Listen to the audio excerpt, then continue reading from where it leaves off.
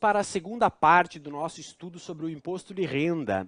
Nós estávamos no item número 7, aspecto quantitativo, base de cálculo e alíquota. Então agora você pode nomear aí de item número 8, né? Você pode chamar de compilado jurisprudencial, porque nós vamos então agora visitar um número de casos em que a jurisprudência se firmou dizendo incide imposto de renda nesses casos, e um outro número de casos em que a jurisprudência se firmou para dizer não incide. Eu separei 7 itens em cada uma das colunas. 7 casos em que incide, 7 casos em que não incide. Na verdade, é mais do que 7. Por quê? Porque dentro de determinados itens, você tem mais de uma informação. Você vai ver, ao final aí são 20 e poucas informações para você organizar depois. Muito bem. Antes disso, no entanto, eu quero que você anote um determinado precedente para depois, se quiser, fazer a leitura da ementa. É um julgado clássico, já um pouquinho antigo, que ele tem uma organização desse assunto. A ementa é bem extensa, bem detalhada, e diversos dos itens que vão aparecer na sua coluna incide e não incide, eles são referidos nesta ementa. Então, eu não posso deixar de recomendar a leitura da ementa do RESP 910-262. Ela vai ser elucidativa e tem potencial para ajudar aí na sua organização. Tá bem? Então, vamos lá. Incide versus não incide. Começaremos com 7 itens a respeito da incidência e 7 itens depois a respeito da não incidência. Então, agora a sequência de itens que incide o imposto de renda. Número 1. Férias usufruídas e seu respectivo terço adicional de férias. Então, se o empregado, o servidor, usufruiu, gozou as férias, fruiu das férias, ele vai ser tributado no imposto de renda pela remuneração que recebeu naquele mês e também sobre o terço adicional de férias, tá? Essa é a lógica. Trouxe até um precedente aqui que expressamente fala sobre o terço adicional. Incide o IR sobre o terço adicional de férias gozadas. Atenção, porque quando nós abrirmos a lista de não incide imposto de renda, lá vai aparecer as férias não usufruídas, as férias convertidas em pecúnia, as férias indenizadas. Só estou antecipando um alerta, tá? Porque as duas colunas, em determinados momentos, elas se comunicam. Então, neste caso, incide férias usufruídas e terço adicional. Segundo item. O segundo item já é 3 em 1. Tem 3 informações dentro dele. Mas como elas são correlatas, eu agreguei dentro de um único item para tentar objetivar a sua tabela.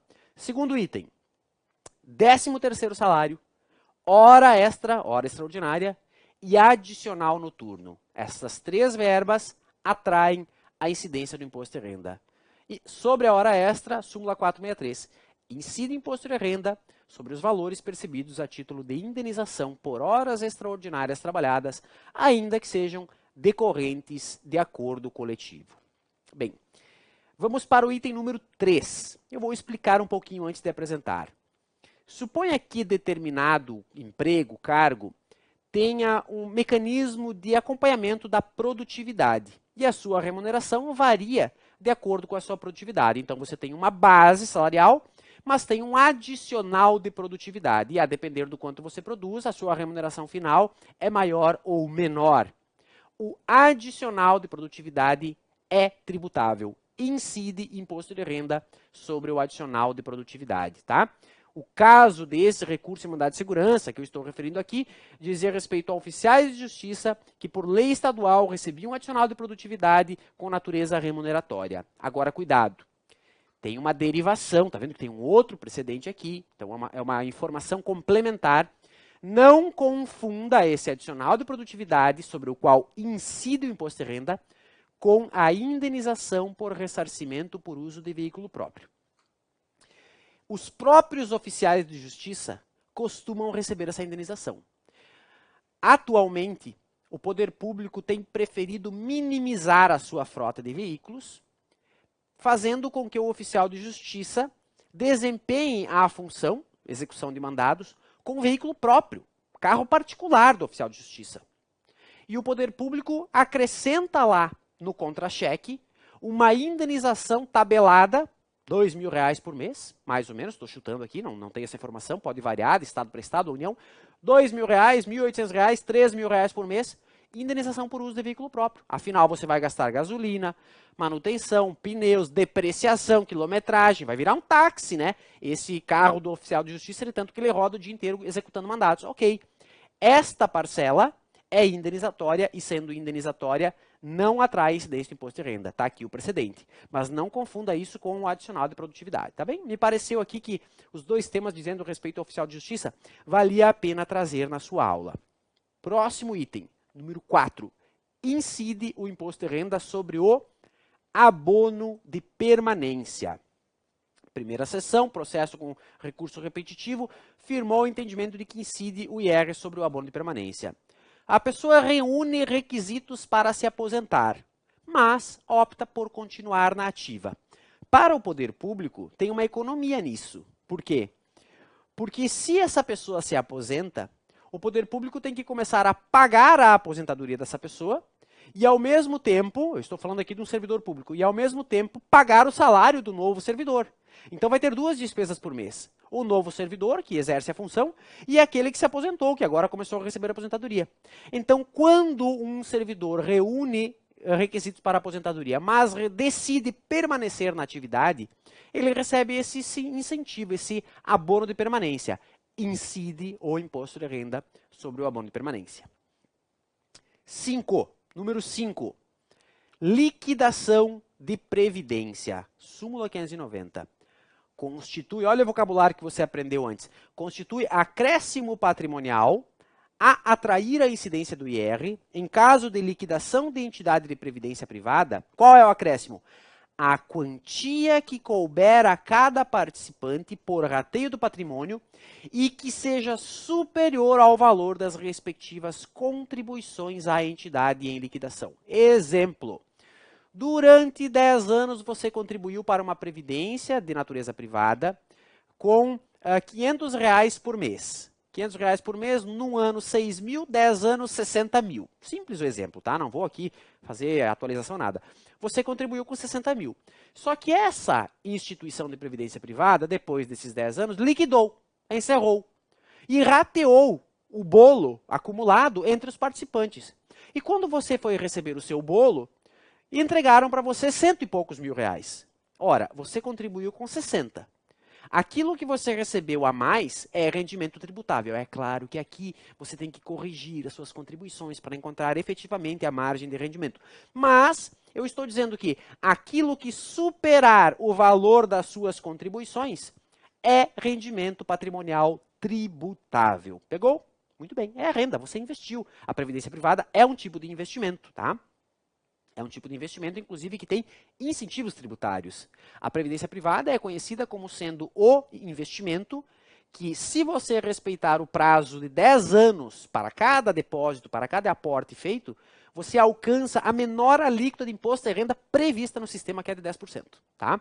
Mas aí você tem que deixar 10 anos o recurso investido. Por isso que se considera um bom investimento a longo prazo. Muito bem. 6. Lucros cessantes. Lucros cessantes seriam a mera recomposição do patrimônio, tá?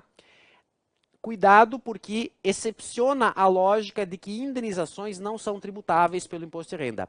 Esta lógica tende a ser verdadeira nas provas.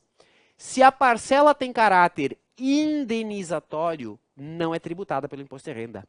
Se ela tem caráter remuneratório, é tributada. Eu vou até voltar aqui só para você ver. Olha só. Natureza remuneratória do adicional de produtividade, por isso tributável. Diferentemente, a indenização pelo uso de veículo, caráter indenizatório, não incide. Esta é a lógica. Pela lógica, se é indenização, não incide imposto de renda. Mas, no número 6, quando você estuda lá em direito civil a indenização, tem o dano emergente e o lucro cessante. Tudo é variação de indenização. Só que olha o nome. Lucro. Lucro é rendimento. Você está querendo ser indenizado por alguém por um lucro que você obteria. E se você viesse a obter esse lucro, você seria tributado. Então, a jurisprudência disse que nós temos a tributação. Os lucros cessantes seriam a mera recomposição do patrimônio? Será que seriam uma mera recomposição do patrimônio? Ou eles seriam a versão indenizável do lucro que você obteria se não tivesse sofrido um dano. Então, este debate, tá? Ele aparece, tá aqui esse RESP é um RESP clássico, é importante. Veja bem, eu vou com reservas ao recomendar que você faça a leitura desses julgados, porque eles costumam ser extensos e referir vários outros julgados, levando o estudante a um mergulho na jurisprudência, e esse tema não é dos mais singelos. Mas nós podemos ficar com a síntese aqui. Lucros cessantes atraem a incidência do imposto de renda, excepcionando a lógica de que indenizações não são tributáveis, tá? Então, recomendo que você passe os olhos nesse precedente, pode vir a ser elucidador. Por fim, sétimo e último aqui da nossa listinha de incide. Uma cooperativa. Uma cooperativa tem lei própria, tem regulamento próprio, as operações internas lá dos cooperados têm regulamento tributário próprio. Agora, suponha que uma cooperativa pegue um determinado recurso e invista no mercado financeiro, faça um investimento em instituições financeiras. E essa cooperativa obteve lucro de suas aplicações, rendimentos. Ela aplicou o dinheiro rendeu. Neste caso, as aplicações realizadas por cooperativas são tributáveis. Incide o imposto de renda sobre o resultado das aplicações financeiras realizadas por cooperativas. Muito bem. Agora, segunda coluna das suas anotações. Não incide o IR. Não incide o imposto de renda. Primeiro, cuidado com o que eu vou dizer agora. É um clássico, não dá para perder esse teste, é muito simples. Já caiu várias vezes, deve continuar caindo. Indenização por danos morais. Não incide imposto de renda sobre indenização por danos morais. Confirma a regra. Indenização não incide. Então, está dentro da lógica, está tudo bem. Súmula 498. Segundo, e aqui você vai ter que contrastar com a primeira coluna. Férias indenizadas, férias proporcionais e o terço adicional. Tá? Férias indenizadas, convertidas em pecúnia. Férias proporcionais, a parte que você não usufruiu e foram convertidas em pecúnias. E mais o terço adicional. Olha, duas súmulas de um precedente. O pagamento de férias não gozadas por necessidade do serviço não está sujeito ao IR. 386 agora. São isentas de IR as indenizações de férias proporcionais e o respectivo terço adicional. STJ, RESP 1057542. O pagamento a título de férias vencidas e não gozadas, bem como de férias proporcionais, convertidas em pecúnia, inclusive um terço de acréscimo, está beneficiado pela isenção do imposto de renda. Mais uma vez, uma informação 3 em 1. E você vai precisar diferenciar da primeira coluna. Férias usufruídas, caráter remuneratório, incide. Férias indenizadas, caráter indenizatório, não incide. Essa é a lógica. Muito bem. 3. Indenização por desapropriação. Está aqui o RESP, bem como os juros incidentes na indenização por desapropriação. Está aqui o precedente. Não incide imposto de renda na indenização por desapropriação e nos juros incidentes na verba decorrente da indenização. Número 4. Mais uma vez, um 3 em 1 para você. 3 em 1, olha só. Auxílios. Auxílio transporte, auxílio alimentação e auxílio creche, tá? Reuni para você Regulamento do Imposto de Renda, artigo 35, RESP 1633932 e RESP 1278076.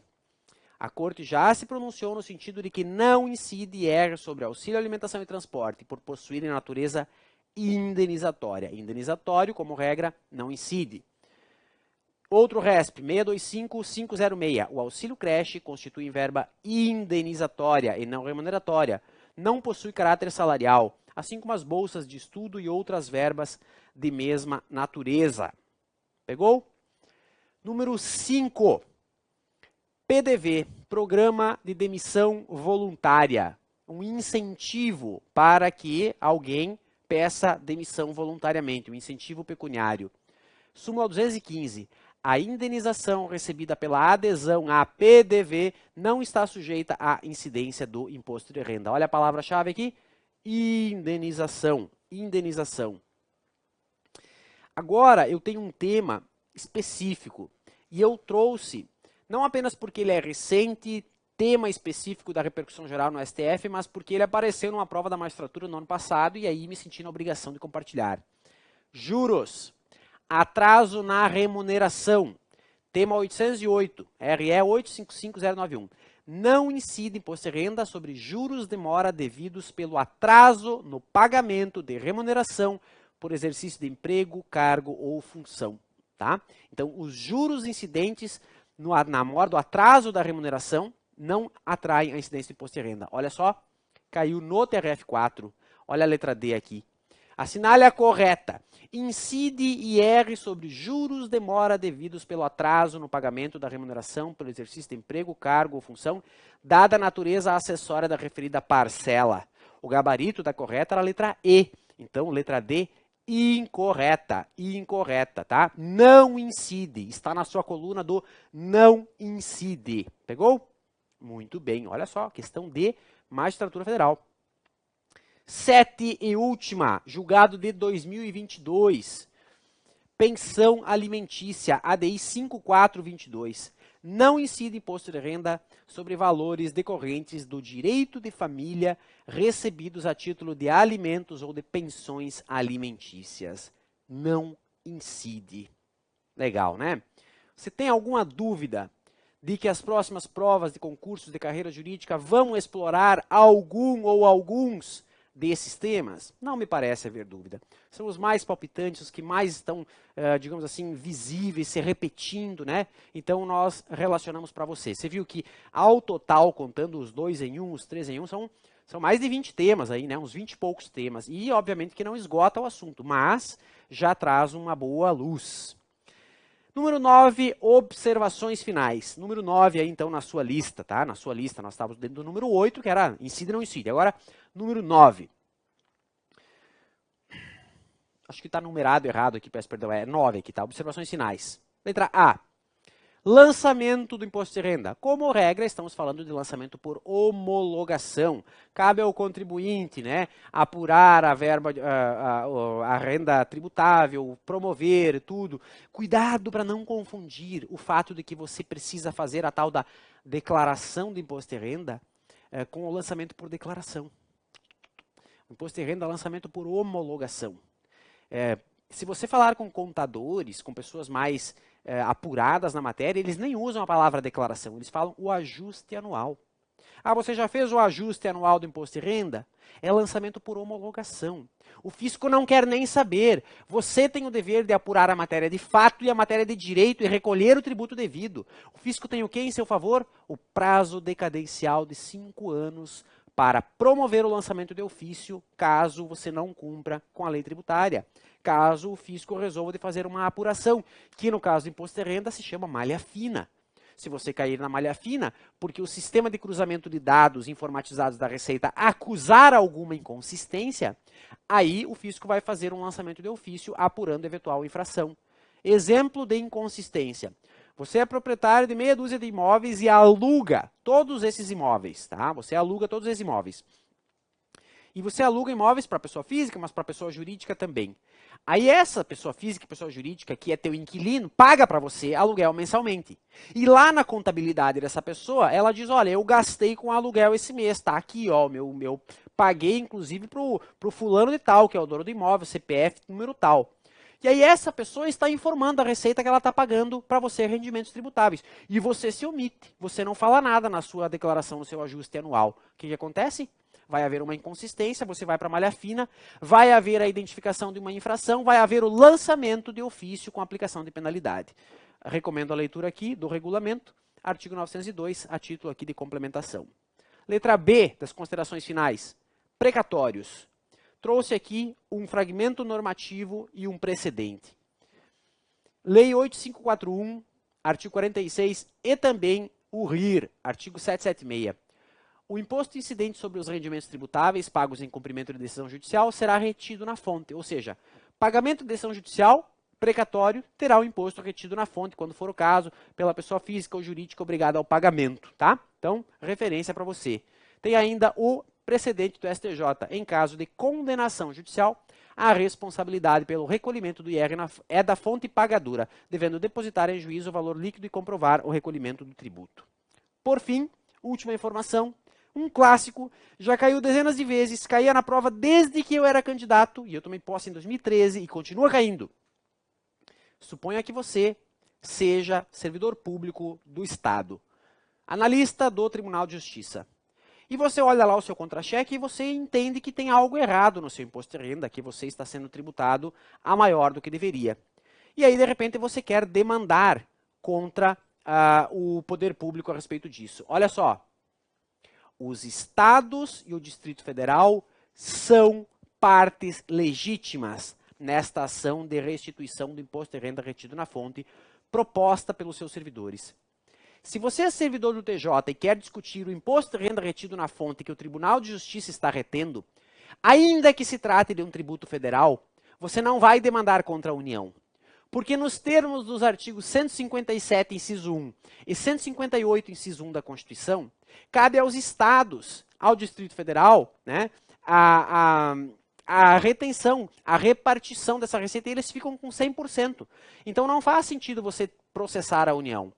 Os estados e DF são partes legítimas nesta ação proposta pelos servidores contra os estados e DF para discutir a restituição do imposto de renda. E esse processo, naturalmente, tramita na Justiça Comum Estadual. Ficamos por aqui, então, com o imposto de renda. Eu me justifico aqui pela brevidade, pela objetividade, né? Dentro da carga horária, dentro da proposta para essa aula, nós temos ainda que abordar o IOF, então eu resolvi dedicar aproximadamente 1 hora, acho até que deu exatamente, o primeiro vídeo teve uns 40, esse vídeo aqui tem uns 20, então fecha a 1 hora que eu havia previsto, né? Me justificando aqui pela brevidade, pela objetividade, pela aceleração da fala, é o que podemos fazer para entregar uma aula objetiva para os seus projetos, tá bem? Até já para vermos o IOF.